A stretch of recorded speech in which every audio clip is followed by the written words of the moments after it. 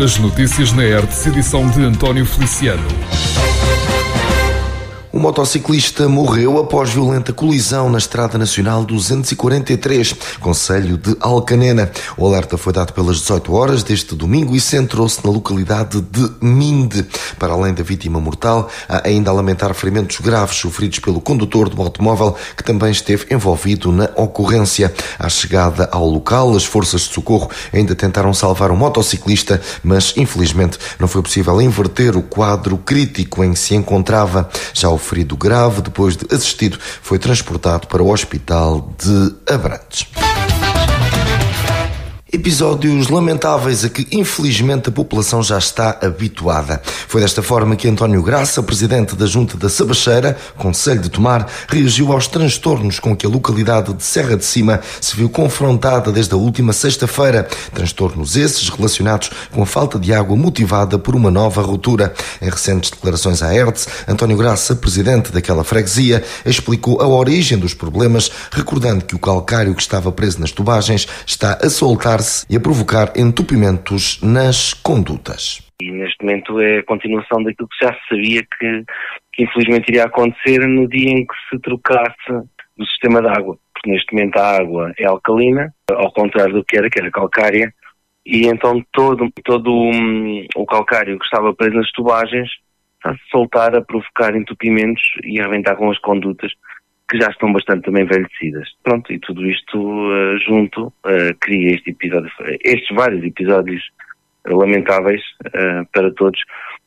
Claro que sempre com a condicionante, quando o consumo começa a ser mais elevado, ficamos todos com o coração nas mãos à espera da próxima ruptura. Aquilo que eu peço a quem de direito é que estejam preparados de alguma forma para todos os episódios que já estamos infelizmente habituados e que haja planos de contingência tanto ou quanto rápidos para não suprimir de alguma forma as falhas expectáveis. Até porque a verdade é que temos uma população cada vez maior, temos uma crescente população estrangeira de diversas nacionalidades a viver, e tudo isso é positivo, muito positivo, mas faz com que as infraestruturas tenham que ser atualizadas e aumentadas. Neste momento, a reunião que tivemos no terreno está calculado num investimento por volta dos 10 milhões. Mas, segundo fomos informados, isto tem a ver ao mesmo tempo com um problema em tribunal que vem desde a altura dos SEMAS, em que os SEMAS puseram a dar o centro em tribunal, pois a captação era feita de forma, não vou dizer mal feita, mas tecnicamente poderia ser melhor, o que fez com que todas as tubagens ficassem como estão hoje em dia, e de alguma forma o SEMAS pediu aqui uma indenização para poder trocar toda a canalização. Estamos a falar de 200 km de canalização, 200 km estes que será bastante oneroso, e estamos a falar em números redondos, como já disse, à volta de 10 milhões de euros. O repor de canalização nova, que é para estes tristes episódios e lamentáveis para todos, deixem de acontecer anualmente. Transtornos relacionados com a falta de água na localidade de Serra de Cima, na freguesia da Sabacheira, desde a última sexta-feira. Problemas estão resolvidos precisamente desde este domingo. Rádio Hertz, a primeira a informar. Um homem de 48 anos foi detido pela Guarda Nacional Republicana de Torres Novas, suspeito de tráfico de droga e ainda de posse ilegal de armas. Na sequência de uma investigação que decorria há cerca de 6 meses, foram cumpridos 7 mandados de busca nos concelhos de Alcanena e de Torres Novas. No decorrer da operação, o suspeito foi detido em flagrante delito e durante as buscas foram apreendidas 71 doses de heroína, 5 de cocaína, uma pistola de calibre 6,35 mm, 12 munições do mesmo calibre e 4.130 euros em numerário. O detido, com antecedentes criminais pela prática do mesmo ilícito, foi presente ao Tribunal Judicial de Santarém, onde lhe foi aplicada a medida de coação de apresentações periódicas trissemanais no posto da GNR na área de residência. Na operação estiveram empenhados militares do posto territorial de Torres Novas e ainda de Alcanena, do destacamento de intervenção de Santarém e ainda do grupo de intervenção e operações especiais da unidade de intervenção. Rádio Hertz, informação. A Junta de Freguesia de Ferreira do Zezer inaugurou um monumento de homenagem aos antigos combatentes, uma distinção que faz justiça a todos os ferreirenses que foram mobilizados e que caíram em combate, sem esquecer, claro, aqueles que conseguiram regressar. Este monumento está agora erguido no jardim junto da Rua Salgueiro Maia. Armando Coutrinho, presidente da Junta de Ferreira do Zezer, destacou o simbolismo desta iniciativa que pretende reconhecer um conjunto de antigos combatentes agora imortalizados. Passados 50 anos do 25 de Abril, estamos reunidos nesta cerimónia solene que faz justiça aos muitos combatentes de Ferreira do Zezer que neste dia 13 de junho de 2024 passam a ter um local onde podem receber camaradas e principalmente podem fazer homenagens e depor flores aos que serviram e combateram pela nossa pátria. Quando a Junta de Freguesia de Ferreira do Zezer se propôs a erguer este monumento e o divulgamos, foram muitas as lágrimas de comoção e de alegria que vimos nos rostos destes heróis ao ver reconhecido tudo o que passaram em nome de Portugal. Não esquecendo os militares da Primeira Grande Guerra, este monumento poderá ser no futuro memorial aos que foram obrigados a combater no ultramar durante o Estado Novo, para a longínqua e desconhecida África nos anos 60 e 70 do século passado. Este soldado que aqui está gravado representa Américo Nunes, António Araújo Simões, António Ferreira Miguel, Armando Soares, Artur Rosa, Carlos Matos, Carlos Alves, Francisco Ferreira, Francisco Marmelo, João Figueiredo, Joaquim Vieira, José Inácio, José Henriques, Luís Santos, Manuel Antunes, Manuel da Silva Lopes, Manuel Nunes, Manuel Ramos e de tantos outros que aqui estão e de outros que não puderam estar hoje aqui presentes. Carlos Batalha Silva, vogal da Liga dos Combatentes, marcou presença nesta sessão e não escondeu a emoção pela homenagem, precisamente por ser neto e filho de ferreirenses. Sendo neto e filho de ferreirenses, é para mim extrema honra integrar esta cerimónia, acrescido do facto de ser no dia de Santo António, dia do município e, por sinal, também a data de nascimento do meu progenitor. São sempre de elevado mérito relevantes e reconhecidas e profundamente tocantes as ações que de forma espontânea emergem visando homenagear e reconhecer o valor, a dádiva, o sacrifício daqueles que, honrando o juramento, um dia efetuado perante a bandeira verde-rubra, tudo fizeram pela defesa dos interesses de Portugal além mar. Muitos dos cidadãos nascidos nesta terra serviram Portugal nas suas frentes de guerra do século XX e outros teatros já neste século, doando com generosidade a sua juventude e o seu esforço para que a missão que lhes foi cometida fosse militarmente cumprida. Ferreira do Zezer inaugurou um monumento de homenagem aos antigos combatentes.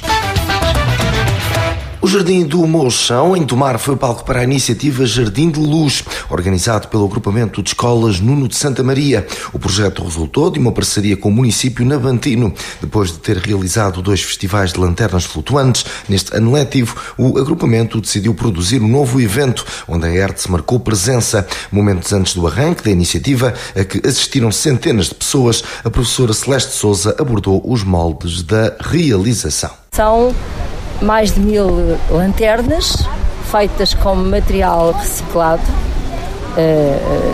de diversa natureza e elaborado por alunos do pré-escolar, primeiro ciclo e segundo do agrupamento de escolas Nuno de Santa Maria.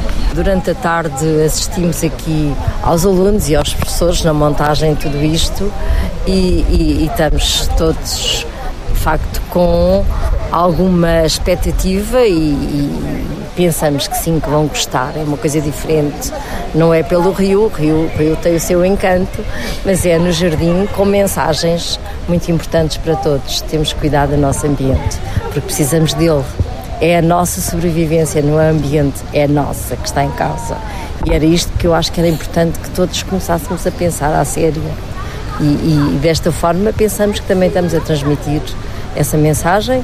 O professor Eduardo Mendes, responsável pela coordenação do projeto desenvolvido pelas crianças do ensino pré-escolar e alunos do primeiro e segundo ciclos, com a colaboração dos colegas do curso profissional técnico de multimédia, referiu depois aquela que foi a preocupação central da iniciativa, ou seja, a defesa do meio ambiente. Uma das grandes preocupações que a gente tem, e já com as lanternas flutuantes assim é realmente a preservação do ambiente. Não são só as disciplinas tradicionais que temos na escola, são também valores cada vez mais importantes na preservação do ambiente e do futuro destes jovens. E precisamente por isso isto é uma chamada de atenção para os alunos, as aprendizagens que eles fazem, mas também para toda a comunidade. Portanto, assim que o pagamento e os espetáculos, os eventos devem ser pagos, e hoje também temos pagamento. E o pagamento é feito precisamente numa campanha de reciclagem. Cada visitante vai trazer ou uma pilha, ou uma rolha, ou uma tampinha, que é a forma de pagamento. O que vemos aqui são diversos temas, e todos eles relacionados com as aprendizagens que os alunos fizeram nas aulas, sendo que realmente o fio condutor, o tema central, parte das aulas de cidadania e das questões ambientais. E escolhemos o Mochão, que é, por assim dizer, um ex-libris da nossa cidade e uma joia em termos ambientais. Jardim de Luz no Mochão, em tomar registro para um conjunto de trabalhos a cargo do Grupamento de Escolas Nuno de Santa Maria. Rádio Hertz, a primeira a informar. O Concelho de Vila Nova da Barquinha tem registado um aumento significativo de população no decurso dos últimos anos, sendo que os recentes indicadores apontam para um acréscimo na ordem das 400 pessoas num universo a rondar os 7.000 habitantes. São números que, efetivamente, deixam o Presidente da Câmara satisfeito, mais ainda quando se nota, a olho nu, o aumento da construção naquele território do Médio Tejo. Em recente entrevista à Hertz, Fernando Freire diz que estes registros são o resultado de um trabalho contínuo e de incentivos à regeneração urbana, uma tendência que mostra que o município está no caminho certo. Os últimos dados que temos de 2021, temos 7.049 habitantes, neste momento com dados da DGAL do último trimestre de 2023, temos um aumento de mais de 400 pessoas ao nosso território. Verifico no dia-a-dia, quer também pela frequência da própria escola. Como sabe, temos neste momento 1.132 alunos para uma população que em média andaria pelos 10%. Estamos de facto a extravasar, ou seja, estamos de facto a catalisar muitos investimentos e também muita regeneração urbana e educação nova. E ainda recentemente aprovámos, aliás, iniciou-se a semana passada a respectiva construção de mais um bairro com 40 vivendas na zona da Moita do Norte. De facto, tem-se verificado aqui um trabalho contínuo, um trabalho de incentivos também à regeneração urbana, de criação de novas empresas. Eu acho que também, para ser justo, é transversal a todos os territórios. Tem a ver essencialmente também com muita imigração. Em Vila Nova da Barquinha temos um fenómeno em que temos a receber muita gente também da nossa região para vir viver para o nosso território, provavelmente também pela sua centralidade. Eu seria injusto que os meus colegas autarcas mais do interior que não têm esta centralidade que eu tenho. Ou seja, eu tenho um cruzamento de 2 autoestradas. No interior será muito mais difícil, e é justo dizê-lo. Mas, de facto, Vila Nova da Barquinha está com um índice de construção significativo, está com um índice de população, ou seja, 400 pessoas, estamos a falar muito perto de 7%, quase 8% de aumento de população face aos últimos censos.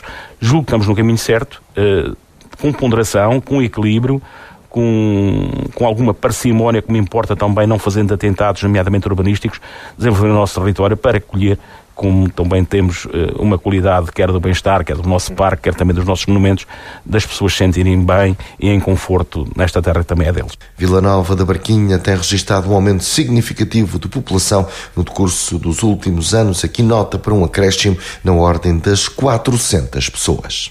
Rádio Hertz, informação. O Centro de Reabilitação Fénix, situado na localidade de Aldeia Nova, concelho de Orém, recebeu o primeiro grupo de 15 feridos da guerra na Ucrânia. Registro para a abertura formal do centro, que funciona no antigo Seminário Apostólico Dominicano, onde a Associação Ukrainian Refugees, que após acordo entre o proprietário do imóvel, procedeu à remodelação do local e o reconverteu num centro de recuperação de feridos de guerra. O primeiro grupo, refira-se, é composto por veteranos das Forças Armadas da Ucrânia, feridos em combate. O momento formal da inauguração contou com a presença do Presidente da Câmara Municipal de Orém e vereadores Micaela Durão e Humberto Antunes, enquanto representantes do município onde o Centro de Reabilitação Fénix está sediado. Luís Albuquerque aproveitou a ocasião para dar as boas-vindas aos que recentemente chegaram ao centro, reforçando o caráter social e a constante disponibilidade do Concelho de Orém para acolher e apoiar o povo ucraniano. O autarca destacou a pertinência do espaço agora inaugurado e reservou ainda uma palavra para os obreiros deste centro, bem como a todos aqueles que voluntariamente ajudaram a torná-lo numa realidade. Está inaugurada a 4ª edição da Fábrica das Artes Tomar, espaço situado no edifício da Moagem, a Portuguesa, no Complexo Cultural da Levada. O projeto é gerido e promovido pelo município nabantino, que aposta nas mais diversas vertentes da arte para valorizar a identidade do território através da criatividade e inovação. A vice-presidente da Câmara, Filipa Fernandes, fez a apresentação desta edição, falou do Complexo Cultural da Levada, da criação da Fábrica das Artes, da formação nas artes tradicionais e dos projetos que poderão ser apreciados nos 5 pisos do edifício da Moagem. A nossa Fábrica das Artes começou com um projeto muito peculiar. Era, no fundo, trabalhar para a salvaguarda daquilo que era as artes tradicionais do nosso concelho. E o desafio foi preservar a nossa história, a nossa cultura, as nossas tradições, e com um conjunto de artesãos locais, e não só, fazer aqui um trabalho de salvaguarda das artes tradicionais ligadas à festa dos tabuleiros. E assim foi. Recordo que muitos formantes passaram por aqui e daí surgiram novos aprendizes, novos artesãos da cestaria, da latoaria, da olaria e da confecção de flores. Foi um trabalho inigualável que conseguiu preservar aquilo que é a nossa essência, que é aquilo que nos define enquanto povo e aquilo que nos define enquanto cultura.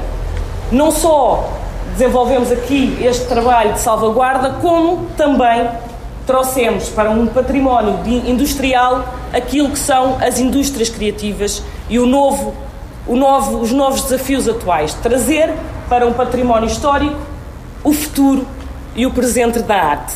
Fábrica das Artes em Tomar, 4ª edição, tem como palco o edifício da Moagem no Complexo Cultural da Levada. Rádio Hertz, a primeira a informar. Altura agora de avançarmos para a nota do dia, hoje com Francisco Tavares. Caro ouvinte, hoje trago-lhe a minha opinião sobre as polémicas do momento e também uma praga que afeta o nosso concelho. Primeiro, a polémica sobre a reunião de Câmara, em que o Sr. Presidente afirmou que agora deixaria de responder às questões da oposição na reunião, limitando-se a responder aos requerimentos por escrito. Já não é a primeira vez que algo semelhante acontece. Já em Assembleia Municipal, o Sr. Presidente deu a entender que os deputados municipais tinham todo o direito de dizer o que pensam e aprovar o que quisessem, mas que isso não representava mais do que meras opiniões, tentando, lá está, desvirtuar a importância deste órgão, e por isso está como está. Também não é a primeira vez que adota esta estratégia de esgotar o tempo, com redundâncias, para não responder concretamente às perguntas da oposição. Estamos praticamente a chegar à reta final do mandato, e este tipo de postura não abona a favor do município. Esperemos que não tenha passado de um desabafe no calor do momento. Depois, outra polémica. A realização de uma saída de Croas a 7 de julho e o desfile de tabuleiros da Festa do Avante em setembro. De forma curta. É uma parvoíce. Não só as tradições são para ser mantidas, respeitadas e preservadas, com uma decisão desta natureza, que altera aquela que é a tradição, só deve ser tomada se houver uma quase unanimidade em torno dessa decisão. E não é uma unanimidade apenas na Comissão Central, mas mesmo das forças vivas do Conselho, e já agora, ouvidos os anteriores mordomos, que já afirmaram estar contra esta alteração. Quando se tentam tomar decisões desta natureza, e ainda por cima envolta em polémica, estamos a fragilizar e a fazer um péssimo serviço ao povo tomarense. Todos nós amamos a festa e sabemos o que sentimos no ano em que ela se realiza, mas não é banalizando a nossa festa maior que a potenciamos. E já nem vou falar do que muitos acreditam que possa pôr em causa a candidatura da festa a Património Imaterial da Humanidade da Unesco. Por outro lado, a segunda polémica, a questão do Avante. Se a primeira polémica possa ser discutível, a segunda é lamentável. Não. O Avante não é só por si um momento cultural. É um momento cultural, sim, porque há a participação de vários artistas, mas tem um caráter político, partidário, e uma vez mais banalizamos a nossa festa. O que se queria, por exemplo, o PSD, na festa do Pontal, ter um desfile dos tabuleiros, Caí ou Carme e Trindade. Como é a esquerda, é cultura. Quando se trata de uns eventos políticos, onde se estila mais ódio pelo outro aspecto político. Enfim, duas polémicas desnecessárias e que espero mesmo que não passem de más ideias. Por outro lado, uma praga emergente do nosso concelho, que são os grafitis, que têm vandalizado muito o nosso espaço público e que eu espero que a Câmara Municipal olhe para este tema com olhos de ver. Temos mesmo que arranjar uma solução. E por último, convido o ouvinte a assistir à próxima Assembleia Municipal. Será na próxima sexta-feira, às 18h30, no Salão Nobre do Espaço do Concelho. Também poderá segui-la em direto, aqui através da sua Rádio Hertz. Tenha uma boa semana. Francisco Tavares com a sua nota do dia. Rádio Hertz. Informação. Concluímos assim mais esta edição. Continue desse lado. Estas e outras notícias em radiohertz.pt.